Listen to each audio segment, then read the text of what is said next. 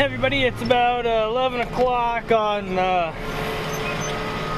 November 18th here. See, we're out cutting some cane, hay grazer, sorghum, sudan, whatever you want to call it. Obviously it's froze. It's kind of dried standing up, and then it blew over.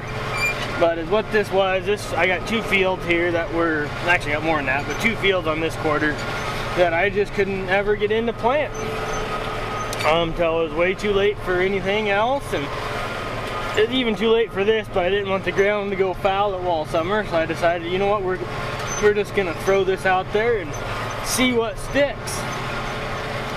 And I decided, you know, there's enough out here now that a guy can come out here and windrow it and try to get it baled up. And before people start saying I should just have my cows graze it, well, long story short, this isn't mine to be grazing. This is some rented ground and I don't get to graze it. So I'm going to try to take what I can off here. I do have some expense in planting this stuff. Time, seed, fertilizer. I mean, I fertilize it still. I didn't just let it rob the nutrients. There is some cover crop out here in places that done really good and places that didn't do so good. You can see, like right here, it's really wet, and if it wasn't froze this morning, I'm not exactly sure if I could be driving over it. Yeah, it's just pretty wet down there. You can see there's ice in those tracks from the floater when they fertilized it. But like I said, I don't know what's gonna happen, if I'll be able to bale all of this once it actually thaws out. It's supposed to be a really nice week this week. I'm hoping I can let this dry for a couple days and bale it midweek or so. I almost could bale right behind the mower, I think, but I think with some of that cover crop in here, I'm gonna let it lay. I cut one field yesterday, and then I'm cutting this field today, and I got I don't know, a few more acres to cut at home there. And if that stuff doesn't get baled, we're just gonna graze it, but I'd like to get some of it baled up because I think there's just way too much feed out in these fields like this that I think the cows would waste a lot of it. So I'm thinking we might bale just a little bit of it up. I know this isn't ideal to be baling this one, well, mid-November, but I guess I've been awful busy. We've had a terrible fall as far as weather goes. You can see down here there's water, freaking water down here. It's froze right at the moment, but I don't know if we'll be baling this end, but hopefully we can get some of her baled up. You can see the cover crop leaves. But anyhow, I've just been awful busy this fall. I do a lot of custom combining, a lot of combining in general. I mean, we got quite a few acres, and I do quite a bit of custom. We run, me and a neighbor, we run together with the combine to do custom work, and I think we both are just shy of 2,000 acres so far for the year with our combine. So that's talking close to 4,000 acres for both of us, and you know, I got just a few more acres than he did because he had to stop, and he was the one that got the short straw to set and wait for soybeans to dry so he could get them done.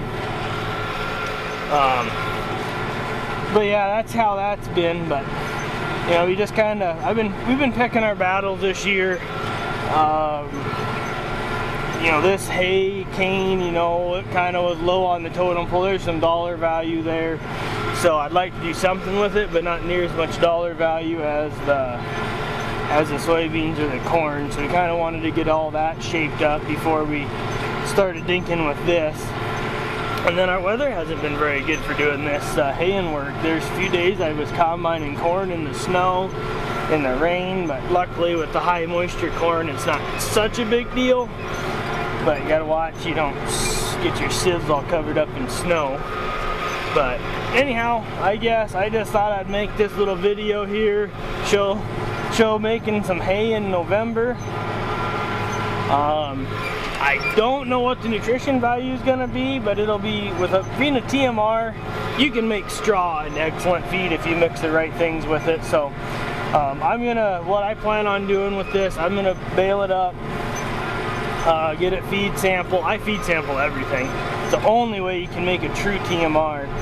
fit for your operation. Is test what you have for feed, and then go from there and have someone or yourself, if you're able to do it,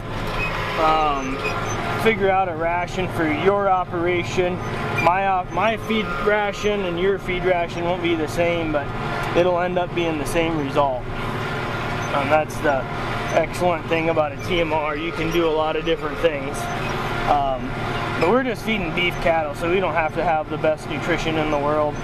And especially those fat cattle, when you get them up on corn, this could be perfect for that. So anyhow, is what I was getting at. I'll get it feed sampled, then I'll have some other crops feed sampled, and I'm going to maybe show some examples of how this poor quality hay can be used in a ration and where it fits and stuff. We'll see kind of how that works, but you for sure will see a feed sample result from this field.